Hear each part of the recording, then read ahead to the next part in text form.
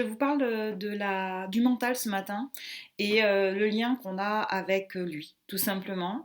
Et le rapport que l'on peut avoir avec le mental est très intéressant parce qu'on a tendance, et c'est normal aussi, à le voir comme l'empêcheur oui, l'empêcheur de notre paix intérieure en fait.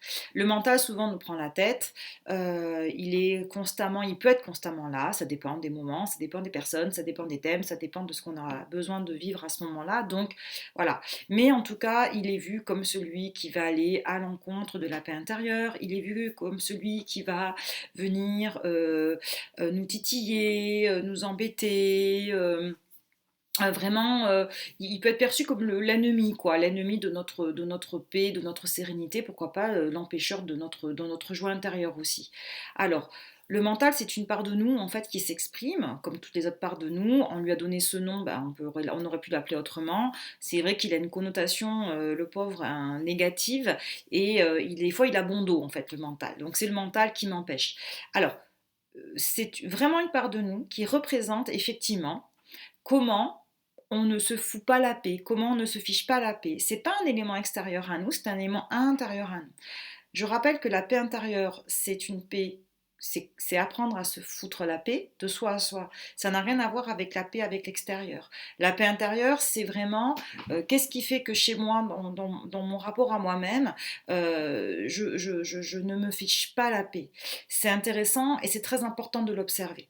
Le mental, pour moi, exprime beaucoup cette part de nous, et plus on va vouloir le chasser, le museler, le faire taire, parce qu'effectivement il est présent, moins on va aller vers notre paix intérieure. Ça veut dire que ça va être du cache-misère. Ça veut dire qu'on va dire ok, là il va se taire pendant 1 heure, je me suis occupée, je ne suis pas disponible, je me remplis d'autres choses, je fais le vide, je le chasse, ok, il va se taire parce que je vais m'occuper, je vais me remplir d'autres choses, mais par contre il va revenir, hein.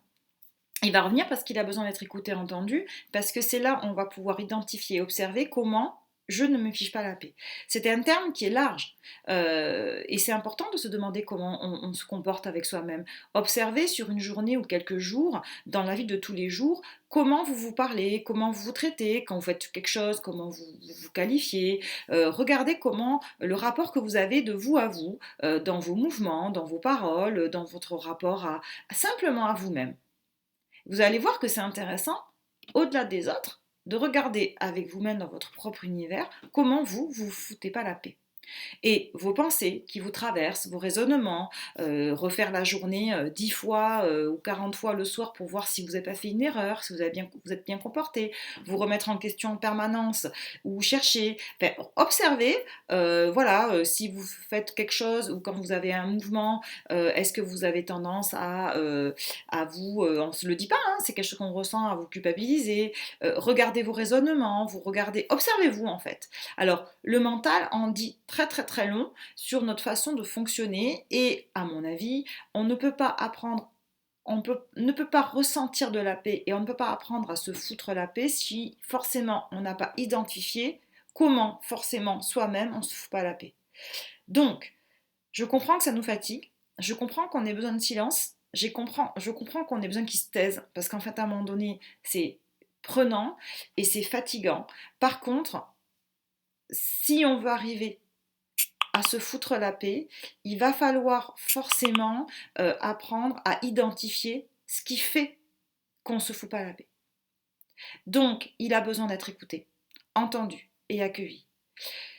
Il vient souvent dans des moments où nous sommes disponibles. On est tellement en train de s'occuper, on cherche tellement à s'occuper que du coup, on n'est pas apte à l'écouter, à l'accueillir. Donc, il va forcément se manifester dans des moments où on n'a pas forcément envie qu'il se manifeste. Voilà. Donc, l'exercice ici, c'est de changer ou d'essayer de changer son regard sur le mental, d'arriver à le voir comme une part de nous qui ne nous empêche pas d'aller vers la paix. Justement, qui nous aide à identifier ce qui nous empêche actuellement d'aller vers de la paix, mais effectivement qui nous permet d'aller vers une paix intérieure. Et pas l'inverse. Voilà. Donc, c'est un indicateur, c'est un guide, c'est très riche d'informations. Observez comment vous ne foutez pas la paix au quotidien. Moi, je vais vous proposer à partir du mois d'octobre un rendez-vous soit hebdomadaire, soit mensuel, je ne sais pas encore sous quel format, sous quelle formule, pour effectivement donner des cours de méditation en pleine conscience pour apprendre à tout accueillir de soi, sans censure, sans muselage, et justement arriver à identifier tous ces aspects de nous sans condition pour effectivement aller vers cette paix intérieure. Je vous souhaite une excellente journée, je vous dis à très bientôt. Au revoir.